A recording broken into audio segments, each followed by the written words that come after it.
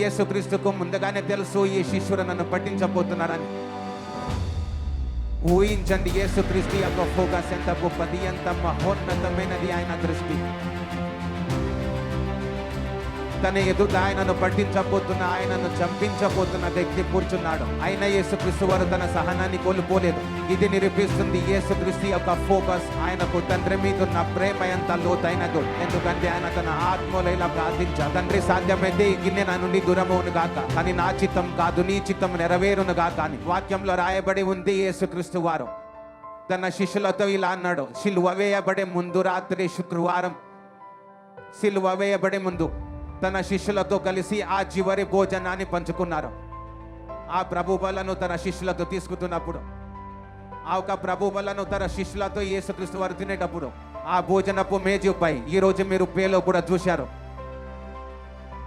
మీకు తెలుసు, క్రీస్తు వారిని పట్టించబోయే శిష్యుడు యూదా ఇస్కరియోతు, అతను అదే టేబుల్ దగ్గర కూర్చున్నాడు. మరి యేసుక్రీస్తు వారికి బాగా తెలుసు ఇదే వ్యక్తి నన్ను పట్టించబోతున్నాడని. ఊహించండి, మీరు ఎక్కడో కూర్చున్నారు, మీ ముందు ఉన్న వ్యక్తి మిమ్మల్ని చంపే ప్లాన్ చేస్తూనే ఉన్నాడని మీకు తెలుసు. ఆయన మీ ముందే కూర్చొని ఉన్నాడు, ఆయన ప్లాన్స్ యోజనలని మీకు తెలుసు.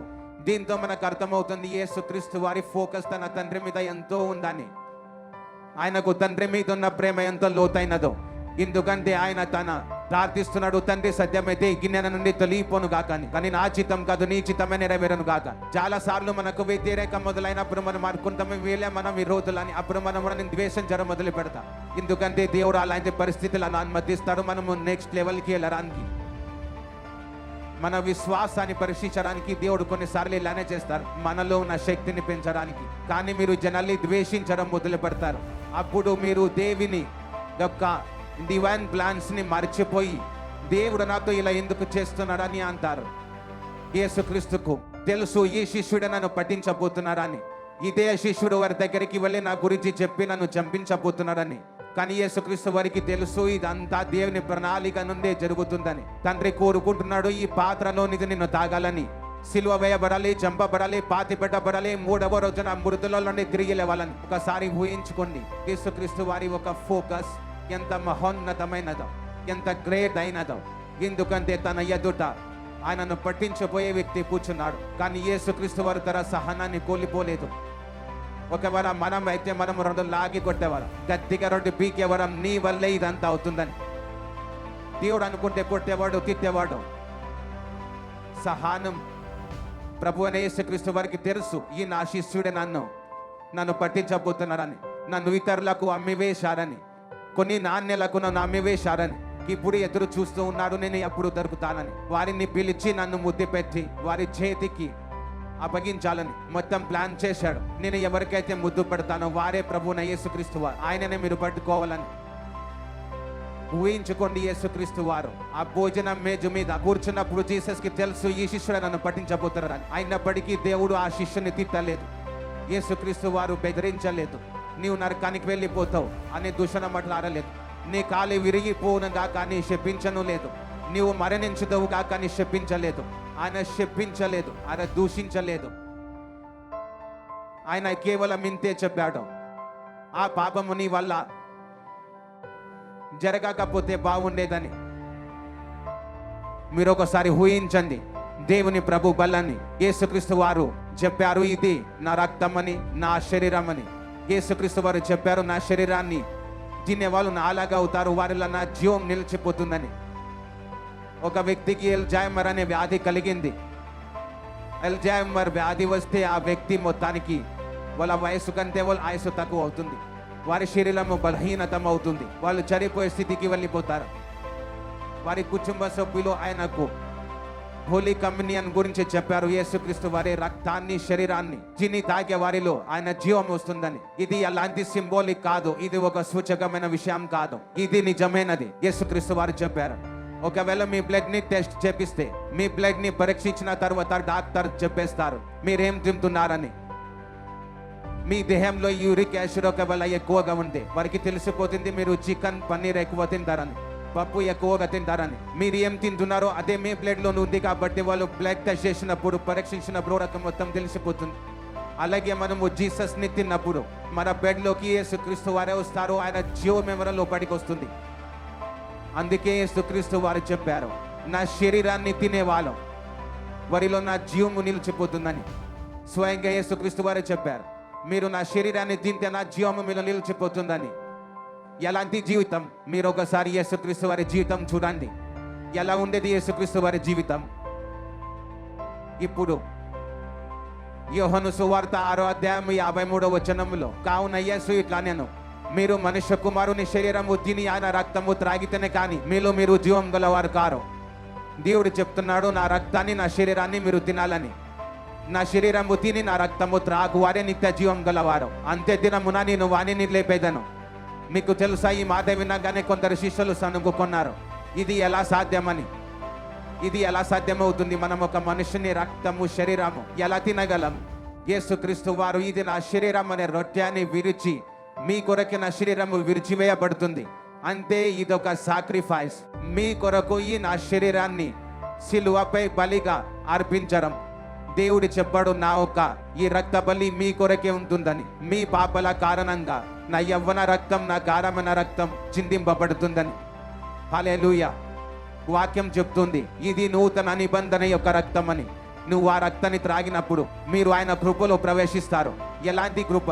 పాత నిబంధనలో కొందరి మీద మాత్రమే ఆత్మ దిగేది, కొంతమంది మీద మాత్రమే దేవుడు కృప ఉండేది. కానీ దేవుడు అంటున్నాడు, ఎవరైతే నా రక్తాన్ని త్రాగుతారో, నా శరీరాన్ని తింటారో, ఈ నూతన నిబంధన యొక్క రక్తంపై ఎవరైతే విశ్వాసం ఉంచుతారో, ఎవరైతే దేవుని గ్రహిస్తారో, వారిపై కృప దిగుతుందని. ఇప్పుడు అతడు పాత నిబంధన ప్రకారం జీవించాల్సిన అవసరం లేదు. ఇప్పుడు కొంతమంది మీద మాత్రమే ఆత్మ రావడం కాదు, సమస్త జనుల మీద నా ఆత్మ కుమ్మరింపబడుతుంది. మీ కుమారులు ప్రవచిస్తారు. నా దాసుల మీదనో నా దాసుల మీదనో నా ఆత్మను కుమ్మరిస్తానని చెప్పాడు. ఎవరితో చెప్పారు? ఎవరైతే ఆయన శరీరాన్ని రక్తాన్ని త్రాగేవారు, సిలువ బలిని స్వీకరించే వారి కోసం. దేవుడు అన్నాడు, ఎవరు ఆ బలిని స్వీకరిస్తారో, నా శరీరాన్ని తిని నా రక్తాన్ని త్రాగుతారో, వారు నూతన నిబంధనలో ప్రవేశిస్తారని. ఇప్పుడు మీరు స్వయంగా యాజకులై ఉన్నారు, మీరు ఒక రాజులై ఉన్నారు. ఇక మీదట మీరు దేవుని దగ్గరికి వెళ్ళడానికి వేరే యాజకులు అవసరం లేదు. మీ పాపలు క్షమింపబడడానికి నా దగ్గరికి రావాల్సిన అవసరం లేదు. బైబిల్ చెప్తుంది, మీరు ఒకరికి ఒకరు మీ పాపములను ఒప్పుకోవాలని. కానీ ఇప్పుడు మీరు నేరుగా దేవునితో ప్రార్థించవచ్చు. డైరెక్ట్ మీ పాపల క్షమాపణ దేవునితో పొందవచ్చు. నేరుగా దేవుని కృపసింహాసనం ముందు వెళ్ళి మీకు అవసరమైన దాన్ని అడగవచ్చు. ఆమేన్. దేవుడు ఏమంటున్నాడో తెలుసా? దేవుడు అంటున్నాడు, మీరు కూడినప్పుడు ఈ విషయాలను చేయండి. ఎందుకంటే యూనిటీ, దేవుడు మనమంతా ఒక మనసుతో ఉండాలని కోరుకుంటున్నారు. పాత సంఘం గురించి బైబిల్ చెప్తుంది, వారందరూ ఒక చిత్తము, ఒక మనసు, ఒక ఉద్దేశంతో ఉన్నారని. వారికి విభిన్న ఉద్దేశాలు లేవు. నా ఉద్దేశం కూడా సువార్త ప్రకటించడం, ప్రజలకు తెలియజేయడం, భారతదేశం ప్రజలకు తెలియజేయడం. క్రీస్తువారు మత మార్పిడి చేయడానికి రాలేదని, ఆయన మత మార్పిడి చేయడానికి వచ్చి ఉంటే మేము ధైర్యంగా చెప్పేవారం, అవును మేము మీ మతాన్ని మార్చడానికి వచ్చామని. మాకు ఏ భయం లేదు. ఎందుకంటే దేవుడు చెప్పాడు, ఆయన కొత్త మతాన్ని సృష్టించడానికి రాలేదు, ఆయన మీకు జీవం ఇవ్వడానికి వచ్చాడు. మేము సువార్తను ప్రజలకు ప్రకటిస్తాం. యేసుక్రీస్తు వారు నీ కష్టాల నుండి మీకు విముక్తి ఇవ్వడానికి, మీ రోగా నుండి మీకు స్వేచ్ఛ ఇవ్వడానికి, మీకు శాంతి ఇవ్వడానికి ఆయన అంత సహించడని. అయితే వాక్యం ఏం చెప్తుందంటే, దేవుడు అంటున్నారు, మీరు నా రక్తాన్ని త్రాగితే, నా శరీరాన్ని తింటే మీలో జీవం ఉంటుందని. ఇప్పుడు మనము దేవుని రక్తాన్ని స్వీకరిస్తున్నప్పుడు వాక్యం ఇలా కూడా చెప్తుంది. మనము కొరింథీయులకు రాసిన పత్రికను చదివితే అందులో ఇలా రాయబడి ఉంది. మొదటి కొరింథీయులకు 11వ అధ్యాయం 26వ వచనం, మీరు ఈ రొట్టెని తిని ఈ పాత్రలోనిది త్రాగునప్పుడల్లా ప్రభు వచ్చే వరకు ఆయన మరణమును ప్రచారించుదురు. కాబట్టి ఎవడు అయోగ్యముగా ప్రభు యొక్క రొట్టెను తినును త్రాగును, వాడు ప్రభు యొక్క శరీరము రక్తము గురించి అపరాధి అవ్వును. కాబట్టి ప్రతి మనుషుడు తను తాను పరీక్షించుకొనవలెను, అలాగు చేసి ఆ రొట్టెను తిని త్రాగవలెను. ప్రభు శరీరం అని వివేచింపక తిని త్రాగువాడు తన శిక్ష విధి కలుగుటకే తిని త్రాగుచున్నాడు. హల్లెలూయా. అంతే, మనం ఏకత్వం అవుతాం. ఒక యూనిటీ లాగా మనము ప్రభు బల్ల తీసుకోవడానికి ఏకత్వం అవుతాం. ప్రభు బల్ల మనం ఇళ్ళలో కూడా తీసుకోవచ్చు. అయితే దేవుడు ఏం చెప్తున్నారంటే, మిమ్మల్ని మీరు పరీక్షించుకోవాలని, శరీరాన్ని పరిశీలించాలి. పరీక్షించుకొని రొట్టెని తినడం, దాని అర్థమైంది నన్ను నేనే పరిశీలించుకోవడం. ఆయన శరీరాన్ని నేను తింటున్నాను, కానీ ఆయన శరీరాన్ని నేను ప్రేమిస్తున్నానా లేదా? మీరు కూడా దేవుని యొక్క శరీరం. నేను మీ గురించి చెడుగా మాట్లాడితే తన అర్థం నేను దేవుని శరీరాన్ని అవమానిస్తున్నట్లు. నేను నా ఆశీర్వాదాలను ఒక పేద విశ్వాసిని అవమానపరచడానికి ఉపయోగిస్తే నేను దేవుని దేహాన్ని అవమానిస్తున్నానని అర్థం. అందుకే వాక్యం చెప్తుంది, ప్రభు దేహాన్ని గుర్తించకపోతే మీరు మీకే న్యాయం తీర్చుకుంటున్నారు, మీరు రోగులుగా ఉంటారు. అందుకే వాక్యం చెప్తుంది, ఎవరైతే ఆయన శరీరాన్ని తింటారో వారిలో జీవం ఉంటుందని. ఇదే వాక్యం ఆ వ్యక్తికి కూడా ఇవ్వబడింది. ఎల్జామర్ అనే వ్యాధి ఆయనకు కలిగినప్పుడు దేవుడు నిన్ను స్వస్థతపరచాలనుకుంటున్నాను. నీ కొరకే ఆయన తన రక్తాన్ని ధారపోశాడు, అలాగే నీ కొసకే శిలువ మోశాడు. ఇలా చెప్పినప్పుడు ఆ వ్యక్తి శరీరాన్ని తినడం ప్రారంభించి 3 రోజులుగా పాటు ఇంట్లో కూర్చొని ఆ శరీరం అనే రొట్టెని తిన్నాడు. అలాగే 3 రోజులు రక్తం అనే పానీయం తాగాడు. అటువంటి వ్యాధి కలిగిన వారు నడవలేరు, బలహీనపడుతూ చివరికి మరణిస్తారు. కానీ అతడు, ప్రభు అయితే నీవు నా కోసము విరిచిన నీ శరీరం అని తిన్నాడు, నన్ను బలహీనుడిగా కాకుండా ఉండడానికి నీవు తిని విరిచావన్నాడు. దేవుడి కేవలము పాపంలో క్షమించడానికి ఉద్దేశించి ఉంటే రక్తాన్ని ఇచ్చేవాడు. ఎవరైనా వచ్చి దేవుని కొట్టేవాళ్ళు, తర్వాత ఆయన రక్తము పారిపోతుంది. కానీ వాక్యం చెప్తుంది ఆయన రూపము మనుష్యుల రూపంలో లేకపోయిందని. యేసుక్రీస్తు వారు కొరడెల దెబ్బలు తిన్నప్పుడు ఆయన ముఖము, ఆయన వెన్ను, ఆయనకు 39 కొరడెల దెబ్బలు పడినప్పుడు 40-50 గ్రాముల మాంసము బయటికి వచ్చేది. అప్పుడు యేసుక్రీస్తు వారి మీకు గుర్తించలేకపోయారని బైబిల్ చెప్తుంది. ఆయన కావాలని కొరడే దెబ్బలను భరించారని. ఎందుకంటే మనము శారీరకంగా స్వస్థత పొందడానికి, దైవిక ఆరోగ్యంలో నడవడానికి. ఎప్పుడైనా సాతానుని మనసులో ఇలా ఆలోచన పెడితే దేవుని చిత్తం నీకు స్వస్థత ఇవ్వడం కాదు. కొత్త విశ్వాసులకు మాత్రమే దేవుడు స్వస్థతపరుస్తాడు. వాళ్ళ విశ్వాసం పెరగరాని పాత విశ్వాసాలను దేవుడు స్వస్థతపరుస్తాడు. చెప్తూ ఉంటారు, లేదు లేదు ఆయన అలా చేయడు. ఇది సాతాను యొక్క అబద్ధం. దేవుడు ఆ కొరడే దెబ్బలను తిని తన రక్తాన్ని ఎందుకు చిందించారంటే, ఆ కొరడే దెబ్బలను ఎందుకు భరించాడు అంటే, మనం తన దైవిక ఆరోగ్యంలో ఉండేందుకు విడిచారు. ఆ వ్యక్తి 3 రోజులతో పాటు ప్రతి రోజు ప్రభు బల్లని అనగా రొట్టెను తీసుకుని చెప్పేవాడు, ఈ శరీరాన్ని నీవు నా కోసం విరిచావు, అందుకే నేను తింటున్నాను. ద్రాక్షరసం తీసుకుని చెప్పేవాడు, ఇది ద్రాక్షరసం కాదు నీ రక్తం అని. అతడు అలా విశ్వాసంతో ప్రతిరోజు తీసుకునేవాడు. 4వ రోజుకి అతడు లేచినప్పుడు అతను 10 సంవత్సరాల చిన్నవాడిలా కనిపించి అతడు పూర్తిగా స్వస్థత పొందారు. ఎల్జామర్ వ్యాధి పోయింది, కళ్ళు స్పష్టంగా తెరుచుకున్నాయి.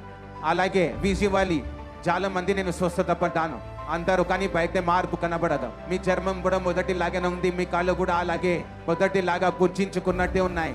మీరు అలాగే నడుస్తున్నారు, కానీ మీకు అర్థమవుతుంది. కానీ ఈ మనిషిలో కనబడే మార్పు వచ్చింది. అతని చర్మం మృదువుగా యువకుడిలా మారింది, కళ్ళు ప్రకాశించాయి, యువకుడిలా నడుస్తున్నాడు, పరిగెత్తుతున్నారు. ఇప్పుడు అతడు పూర్తిగా హీల్ అయ్యాడు. దేవుడు అతన్ని స్వస్థతపరిచాడు.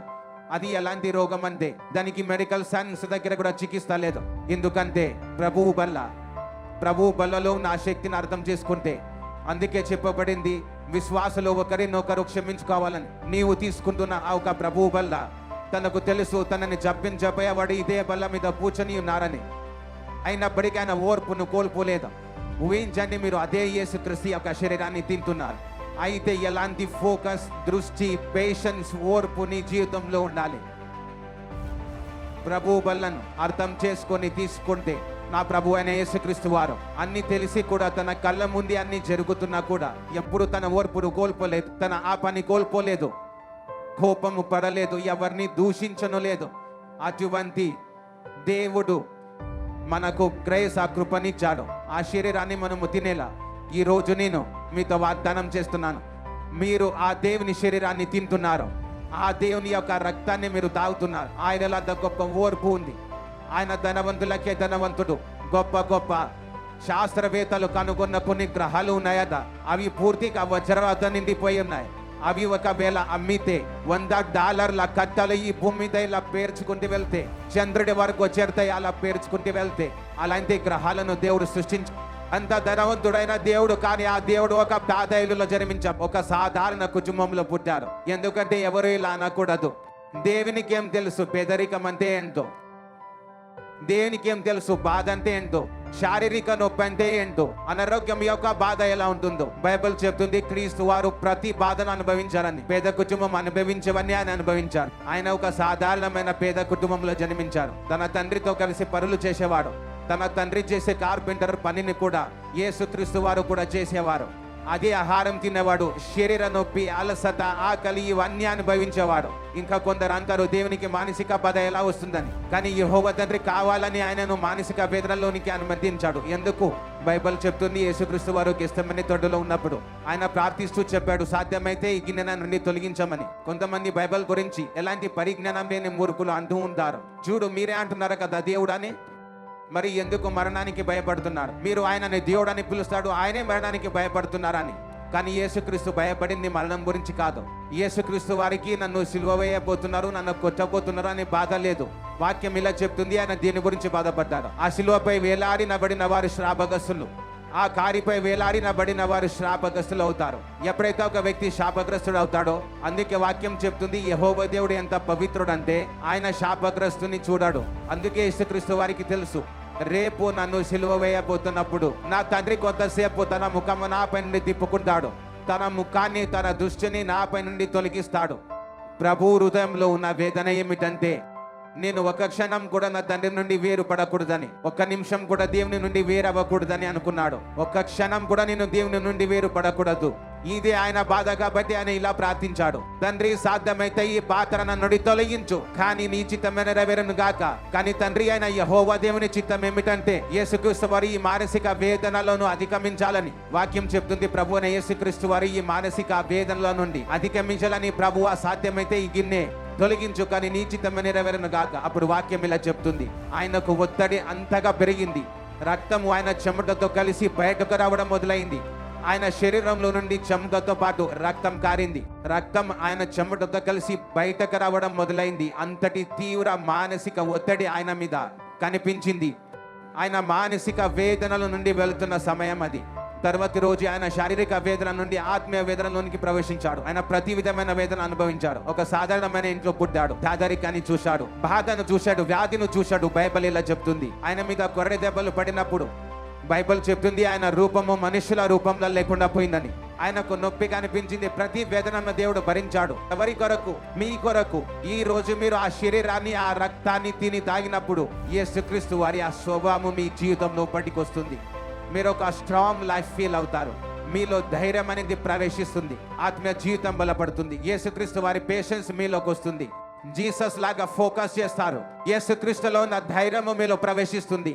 నేను మీతో చెప్తున్నాను, ఇది నా లైఫ్ ఒక స్పెషల్ ఎక్స్పీరియన్స్. మీరు ఆత్మీయ విషయాలలో ముందుకు సాగుతూ ఉంటే కొన్నిసార్లు మీ జీవితంలో అనారోగ్యం ఎంటర్ అవుతుంది, లేదా పరీక్ష ఎంటర్ అవుతుంది, లేదా ఆ ప్రత్యక్షమైన సంఘటనలు వస్తాయి. అప్పుడు మీరు ఆలోచిస్తారు, నా జీవితంలో ఎందుకు ఇలా జరుగుతుందని. మనం ప్రార్థన చేస్తాం, లోకం చేసినట్టుగా మెడిసిన్స్ వేసుకుంటాం, శరీరానికి అవసరమైన ప్రతి ప్రయత్నం చేస్తాం, లోక సంబంధమైన రీతిలో సమస్యను పరిష్కరించడానికి ప్రయత్నిస్తాం. కానీ మీరు ఆత్మీయ విషయాలలో ముందుకు సాగుతూ ఉంటే నేను మీతో చెప్తున్నాను, ఇది మీ కొరకు చేస్తున్న ప్రవచనం. దేవుడు నీకు సర్ప్రైజ్ ఇవ్వబోతున్నాడు.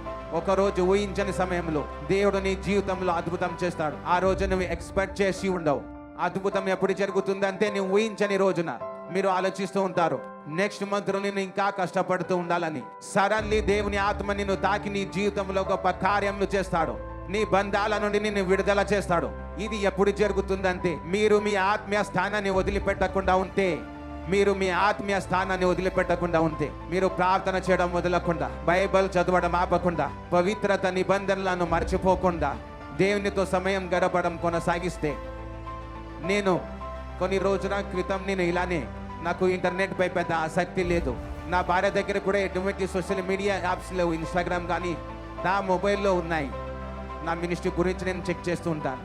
ఒకరోజు నా ఫోన్ చూస్తూ ఉన్నప్పుడు అప్పుడు నేను కొంతమంది మిలియనియర్ అత్యంత ధనవంతులను ఇంటర్వ్యూ ఇస్తున్న వీడియో చూశాను. ఒక వ్యక్తి వారిని ఇంటర్వ్యూ చేస్తాడు. వారందరిలో ఒక విషయం సాధారణంగా ఉంది. వారు చెప్తున్నారు, నేను 28 ఏళ్ల వయసులో ఉన్నప్పుడు నేను బైబిల్ చదువుతుండగా దేవుడు నాతోటి మాట్లాడాడు బైబిల్లో నుండి.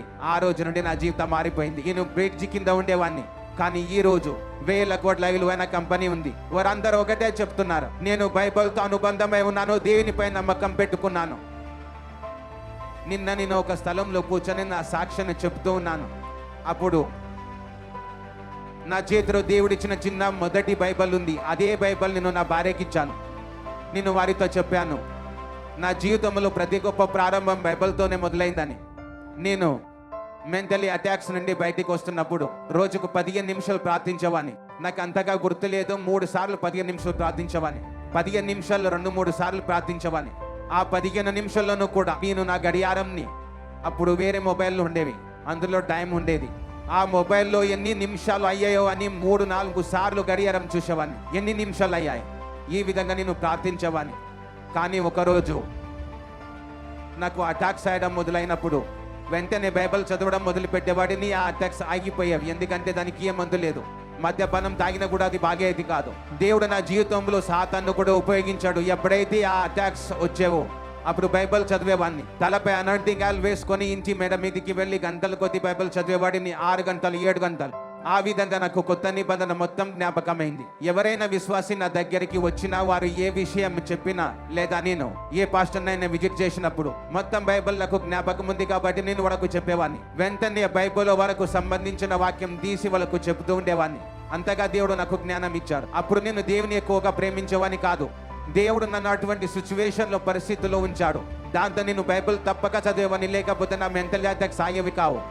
ఆ సమయంలో నేను చాలా విషయాలు నేర్చుకున్నాను. ఒకరోజు బైబిల్ చదువుతున్నప్పుడు, ప్రియ సహోదరులారా, మీ ప్రయాసము ప్రభునందు వ్యర్థం కాదనెరిగి స్థిరులను కదలని వారును ఆసక్తులైండుడి. ఆ వాక్యము నాతో నేరుగా మాట్లాడినట్టే అనిపించింది. నేను ఈ మెంటల్ అటాక్స్ నుండి, ఈ వ్యాధి నుండి పూర్తిగా తొలగిపోవాలని ఆలోచిస్తూ ఉండేవాడిని. అప్పుడు నాకు అర్థమైంది నేను అంతగా ప్రయాసం చేయట్లేదని. అప్పుడు నేను ఉపవాసాలు మొదలుపెట్టాను. 40 రోజులు ఉపవాసం చేశాను. తర్వాత మరొక 40 రోజులు, మళ్ళీ 40 రోజులు. ఒక్క సంవత్సరంలోనే 5 సార్లు 40 రోజులు ఉపవాసం చేసేవాడిని. దేవుని సేవకుడు నా కళ్ళలో వచ్చి ఇలా చెప్పాడు, నీకు ఉన్న ఈ డిప్రెషన్ విషయమై దేవుని ఎదుట పూర్ణ మనసుతో ప్రార్థించమని. ఏ విషయంలో నీవు డిప్రెషన్స్ అవుతున్నావో, నీ మనసులో ఏ ఆలోచనలు వస్తున్నాయో అవి దేవుని ఎదుట బహిరంగంగా చెప్పు. వాక్యాన్ని ఎత్తిపట్టి దేవుని ఎదుట ప్రార్థిస్తూ ఉండాలని. అలా చేస్తే నీ డిప్రెషన్ పూర్తిగా పోతుంది. ఆ రోజు నుండి ఇప్పటి వరకు 20 సంవత్సరాలు అయ్యాయి, కానీ ఆ సమస్య ఎప్పటికీ తిరిగి రాలేదు. అది ఎలా సాధ్యమైంది? చాలా మంది మిలియనియర్స్ చెప్తున్నారు వాక్యం, విశ్వాసం, బైబిల్ అని. ఈ రోజుల్లో క్రైస్తవులు బైబిల్తో అనుబంధం కోల్పోయారు. క్రైస్తవులకు కనిపిస్తుంది బైబిల్ చదివానని. కొందరు అనుకుంటారు నేను కొత్త నిబంధన మాత్రమే చదవాలని. కానీ కాదు, నీకు బైబిల్తో నిత్యం అదాచుండాలి. ఆ వాక్యాన్ని నిత్యం చదవాలి. ఏ రోజు ఏ వాక్యము నీ జీవితంలో కొత్త జీవితాన్ని ఇస్తుందో తెలీదు. మీకు తెలుసో తెలీదో, నాకు తెలుసు. ఇది మీకు అర్థమవుతుందో లేదో తెలియదు, కానీ ఇది రహస్యమైన విషయం. నేను బైబిల్ చదివితే, నేను చదువుతున్న ఈ వాక్యాన్ని మీ జీవితంలో జీవింపచేయగలను ఒకవేళ మీలో పరిశుద్ధాత్ముడు ఉన్నట్లయితే. ఇది ఎలా అర్థం చేసుకుంటారో నాకు తెలియదు, కానీ వాక్యం జీవమై ఉన్నాయి. నేను ఇంకో విధంగా చెప్తున్నాను. ఆ వాక్యాన్ని వ్యక్తిగతంగా స్వీకరించినప్పుడు ఒక చోట ఇలా రాయబడి ఉంది, నీతిమంతుల వంశం రక్షింపబడుతుందని. కానీ మీలో ఒకవేళ పరిశుద్ధాత్ముడు ఉంటే, నువ్వు దేవుని సన్నిధిలో ఉంటే, నువ్వు ఆ వాక్యాన్ని చదివి ఆ వాక్యాన్ని జీవింపచేయగలవు. దాని ద్వారా దేవుని నుండి నువ్వు ఫలితాన్ని పొందగలవు. నేను చెప్పేది అర్థమవుతుందా లేదా? ఆ వాక్యాన్ని మీరు జీవింపచేయగలరు. అందుకే నేను ఎక్కడ మెంటర్షిప్ మీటింగ్ వెళ్తాను, అప్పుడు అవసరమైన వాక్యాలను ముందుగానే చదివి ఆ వాక్యం ద్వారా వారి జీవితంలో జీవింపచేయగలను. ఆ వాక్యం ద్వారా వారి జీవితాలను వెలిగించగలను. అర్థం చేసుకుంటున్నారో నేను చెప్పేది? కొన్ని చాలా లోతైనవి, అవి చెప్పుకుంటూ కూర్చుంటే ఈ రోజు టాపిక్ మిస్ అవుతాం. దేవుడైన యేసుక్రీస్తు వారు వాక్యంను జీవంగా చేశారు. యెహోవా ఆత్మ నా మీద ఉన్నది, నేను సువార్తను ప్రకటించడానికి ఆయన నన్ను అభిషేకించాడు. యేసుక్రీస్తు వారు ఆ వాక్యము చదివినప్పుడు వాక్యం జీవమై ఆయనలో వ్యక్తిగతమైంది. అలాగే ఒక విశ్వాసి వాక్యంతో అనుబంధంగా లేకుంటే ఆయన జీవితంలో ఎన్నో ఆశీర్వాదాలు రాకుండా పోతాయి. ఎందుకంటే నీ వాక్యంతో కలిసిపోతే ఏ వాక్యం ఏ రోజున నీ మనసును తాకుతుందో నీకు తెలీదు. క్రీస్తు వారు చెప్పిన వాక్యంలో, యెహోవా దేవుని కుడి చేతిలో దీర్ఘాయుషు ఉంది, ఆయన ఎడమ చేతిలో ధనము ఉంది, అలాగే మహిమ కూడా ఉంది. ఒక పేద విశ్వాసి పేదరికం అనే శాపంలో ఉంటే ఈ వాక్యము విశ్వాసంతో చదివితే, భాయ్ సాబ్, ఈ వాక్యంతోనే దేవుని సింహాసాన్ని కదిలించగలవు. ఒకవేళ నీకు మీలో జ్ఞానం ఉన్నట్లయితే, బుద్ధి ఉన్నట్లయితే, ఈ ఒకే ఒక వాక్యాన్ని పట్టుకొని రోజు మోకాలపై ప్రార్థన చేసినట్లయితే ఆయన తప్పక నీకు ధనం ఇస్తాడో, నీవు దేవుని సేవ చేయగలవు. నీవు చెప్తావు, ప్రభు ఈ వాక్యాన్ని నిన్ను రాయలేదు, ఈ వాక్యాన్ని రాయలేదు, నువ్వే రాశావు. నీ యొక్క కుడి చేతిలో దీర్ఘ ఆయుష్ ఉంది, నాకు దీర్ఘ ఆయుష్ కావాలి. నీ ఎడమ చేతిలో ధనము అలాగే మహిమ ఉంది, నాకు 2 కావాలి. నువ్వే నా తండ్రి, నువ్వే నా దేవుడవు, నీ చేతిలోనే సమస్తం ఉంది, నీ కుమారునికి ఎందుకు ఇవ్వలేవు? ఈ 3 విషయాలు నీ కుమారునికి ఇవ్వకుండా ఎలా దాచిపెట్టగలవు? నీవు ఎలా అనుకోగలవు ఈ 3 విషయాలు నా జీవితంలో ఉండకూడదని? మీరు మోకాలపై యుద్ధం చేసి దేవుని అడగడం మొదలు పెడితే తండ్రి సమస్తము నీకు అనుగ్రహిస్తారు. కానీ సమస్య ఏమిటంటే విశ్వాసుల జీవితంలో వాక్యం జీవంగా మారదు. ఎందుకంటే వారు దాన్ని చదివారు. 10 మంది ఉన్న చోట మీరు బైబిల్ని చదివితే మీకు సరిగా అర్థం కాదు. నువ్వు ఏకాంతంలో నిశ్శబ్దంగా హృదయంతో చదవాలి, అర్థం చేసుకుంటూ చదవాలి. వాక్యం మీతో ఏం మాట్లాడుతుందో గ్రహించాలి. దేవుడే చెప్తున్నారు, నా కుడి చేతిలో దీర్ఘాయుష్ ఉంది, వాక్యంతో నీ వ్యాధిని స్వస్థత పరచుకోగలవు. ప్రభువా, నీ వాక్యంలో రాయబడి ఉంది నీ చేతిలో దీర్ఘాయుష్ ఉందని. నీ కుడి చేతిలో దీర్ఘాయుష్ ఉంటే అది ఎవరి కొరకు ఉంది? నా శత్రువు కొరక కాదు, నా కొరకు, నాకు కావాలి, నాకే కావాలని. ఇలా రాత్రింబగలు వాక్యంతో ప్రార్థిస్తూ ఉండాలి. వాక్యం స్వయంగా చెప్తుంది, నీవు రాత్రింబగలు ఈ వాక్యంతో ప్రార్థించడం మొదలు పెడితే, నువ్వు రాత్రింబగలు నా నామాన్ని పిలుస్తూ ఉంటే నా తండ్రి నీ న్యాయాన్ని తొందరగా తీర్చేస్తాడు, తడువు చేయడు. ఇదంతా నీ వ్యక్తిగత సంబంధంపై ఆధారపడి ఉంటుంది. మీరు విషయాన్ని మార్చేసేలా చేశారు, ఆయన కూడా పరిశుద్ధాత్మ యొక్క ప్రేరణతో జరిగింది. నీలో పరిశుద్ధాత్ముడు ఉన్నారా అనేది వ్యక్తిగత సంబంధంపై ఆధారపడి ఉంటుంది. అప్పుడు నీవు చదివిన వాక్యాన్ని జీవింపజేయగలవు. ఈ మాటలు నీవు పలిచావు ప్రభువా అంటూ జీవింపజేయగలవు. గర్భఫలము యెహోవా ఇచ్చే బహుమానం. అవునా, గర్భఫలం అనేది యెహోవా దేవుడిచ్చే బహుమానమా? అయితే నా జీవితంలో ఎందుకు లేదు?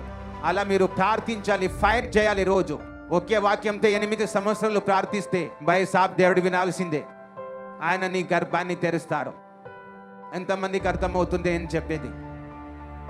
వాక్యాన్ని జీవంగా చేయడం చాలా అవసరం. హల్లెలూయా. మళ్ళీ అదే విషయానికి మనం వెళ్దాం. దేవుడు ఏం చెప్తున్నారంటే, నా శరీరాన్ని తిని నా రక్తంను త్రాగుతున్నారంటే అనగా నా జీవం తింటున్నారు. నేను యేసుక్రీస్తు యొక్క సహనాన్ని, యేసుక్రీస్తు యొక్క జీవితాన్ని, యేసుక్రీస్తు యొక్క హీలింగ్, యేసుక్రీస్తు యొక్క డెలివరెన్స్, యేసుక్రీస్తు యొక్క ఆశీర్వాదాన్ని మీరు తింటున్నారు, నేను కూడా తింటున్నాను. ఈ రోజు మీ జీవితంలోనే ఆశీర్వదించిన రోజు, ఈ రోజు దీవెన రోజు యేసుక్రీస్తు నామంలో. మీ జీవితంలో అందమైన రోజు యేసుక్రీస్తు నామంలో. మీకు అనిపించట్లేదా ఈ రోజు అద్భుతమైన రోజు అని? నేనైతే ఆత్మలోనూ శరీరంలోనూ ఫీల్ అవుతున్నాను, వింటున్నాను, చూస్తున్నాను. హల్లెలూయా. ఆయన చెప్పాడు, నా శరీరాన్ని మీరు తింటున్నారు. ఆయన శరీరాన్ని తింటున్నామా? అయితే ఆయన హీలింగ్ని తింటున్నామని అర్థం.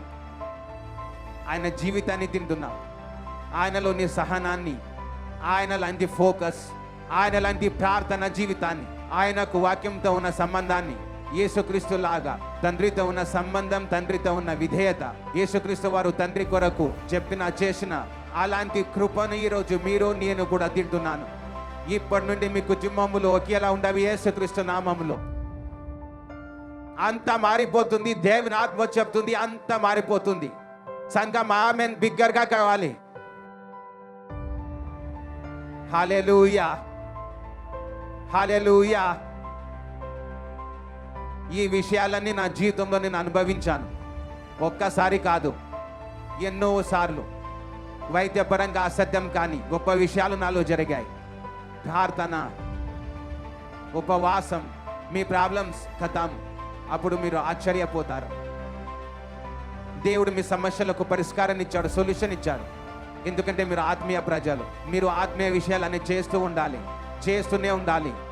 ఫలితం వెంటనే వచ్చినా లేదా తర్వాత వచ్చినా మనము ఆత్మీయ పనులను చేస్తూనే ఉండాలి. ఎందుకంటే ఇదే నిజమైన సత్యం. మళ్ళీ చెప్తున్నా, ఇదే నిజం.